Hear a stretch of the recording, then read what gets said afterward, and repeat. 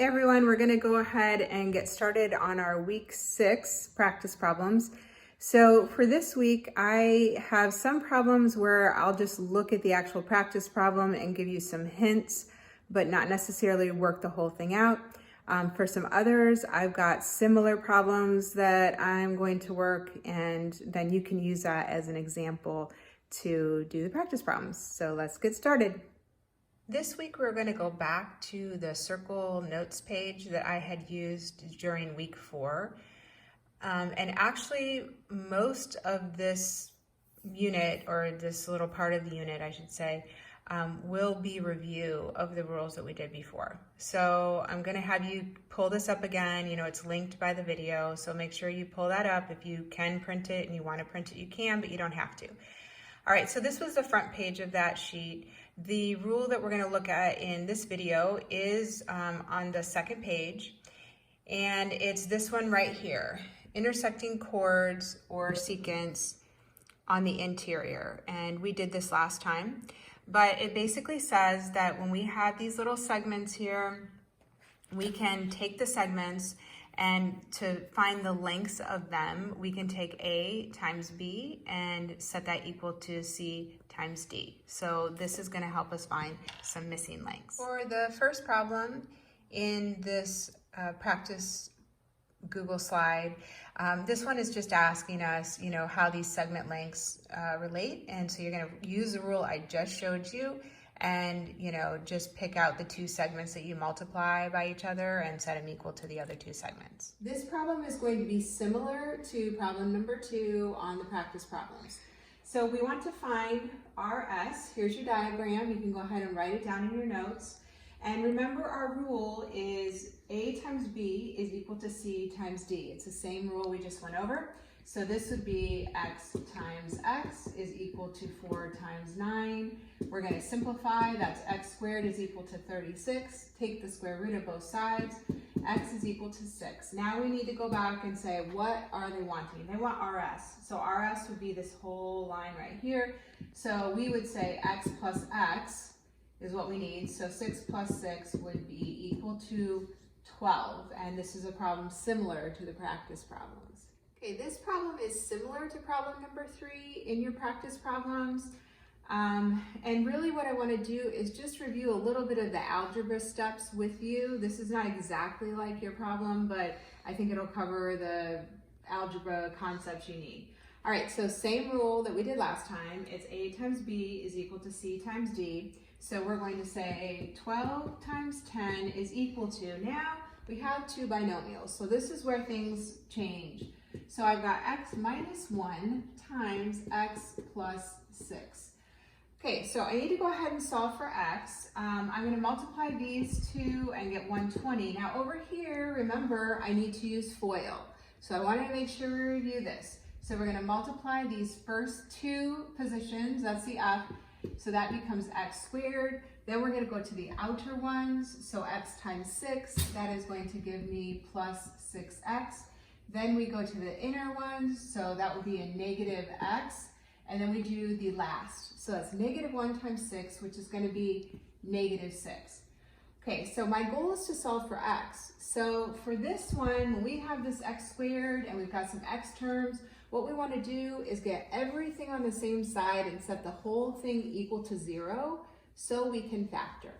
So let's take some steps towards that. So we have 120, let's simplify over here. This is x squared plus 5x minus 6. And now I'm going to go ahead and subtract that 120 from both sides. So that's going to leave me with a 0 here, which is what I want, so I can factor. And then over here, I've got x squared plus 5x, and negative 6 minus 120 is negative 126. All right, so now we need to factor so we can solve for x. So I'm going to say 0 is equal to, now remember, it's like we're going backwards from what we just did here, essentially. I'm going to set up my parentheses. I want to ask myself, what are the two things I'm going to multiply to get x squared? So that's going to be an x and an x. Now the tricky part comes when I have this number right here, right? I need to find some factors of 126. And I'm going to need to put them in these spots, and then I'm going to have to watch my signs. because whatever I do, these two plus these two need to end up with 15. I just realized that I just misspoke when I read that number. What I meant to say is that when we add these two together, we multiply and add this with this, we should get 5x here. I said 15x, it should be 5x. So for the sake of time, I'm going to tell you that the two factors we're going to deal with 126 would be 14 and 9. Those are the two that I want to work with. So I'm going to put my 14 right here, and I'm going to put the 9 right here. And now I want to think through. If I multiply these two together, I get 14x, and if I multiply those two together, I get 9x. So if I have a positive 14x and I subtract a 9x, that's going to give me that 5x that I'm looking for. So that's going to be my answer. So I'm going to say plus 14 here, and I'm going to subtract the 9. All right, so now I'm just in a position where I can solve for x. When we did this, after we factored, remember we set each of these equal to 0. So I'm going to say x plus 14 is equal to 0, and x minus 9 is equal to 0. Then to solve for x, I get x is equal to negative 14, and x is equal to 9. So if I get a negative number and I'm dealing with distance, I'm just going to get rid of that one. That's not going to be helpful. So that means x is equal to 9 is the x value I want to use. But I still need to go back and see, what are they asking? Well, they want AC. So AC is going to be this total distance right here.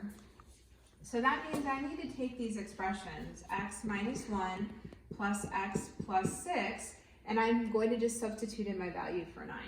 So I get 9 minus 1 plus 9 plus 6, and then just, add it all together, and our answer then is going to be 23.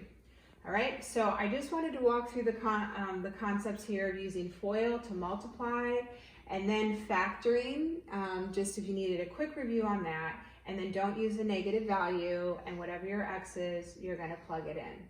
All right, so that is similar to number 3. We are just going to do number 4, the practice problem, together. It says 3 students are trying to find the diameter of circle C. We have our diagram. And then we're going to read through what they think. So the first thing says, Gregory believes the diameter is equal to the length of chord XY. So as we're looking at XY, this is, when it says circle C, that means C is the center. So if this chord is not going through C, it can't be the diameter. So we know Gregory is incorrect.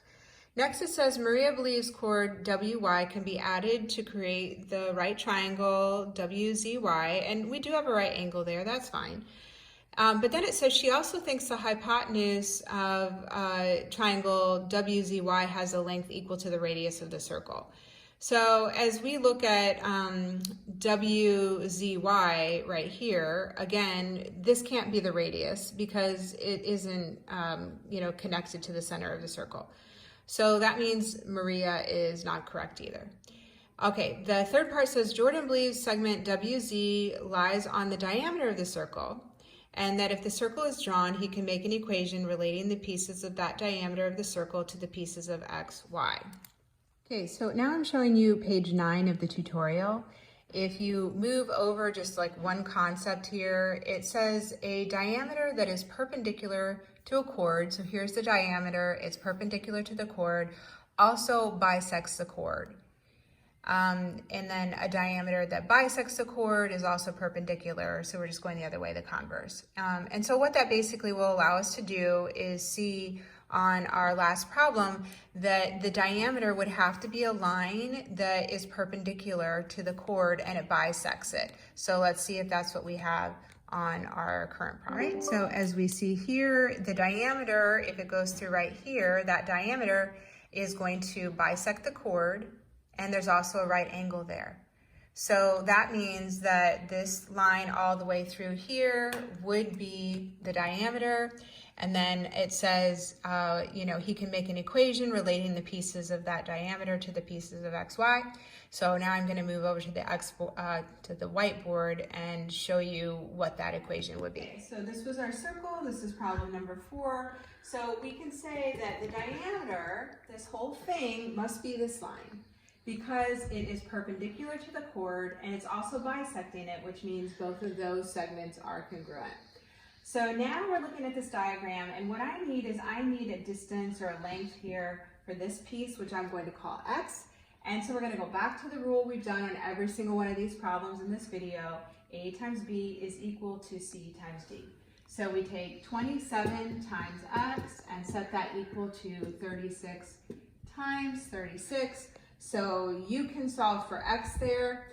And then remember that whatever value you get for x, you're just going to take that value plus 27 to get the length of the diameter, and then that's it for that problem. Okay, that's it for problems 1 to 4, and I just want to tell you guys how proud I am of you for working hard, and you're just engaged in Edmentum. You're getting these mastery tests done, and I'm just super proud of you for the work that you're doing.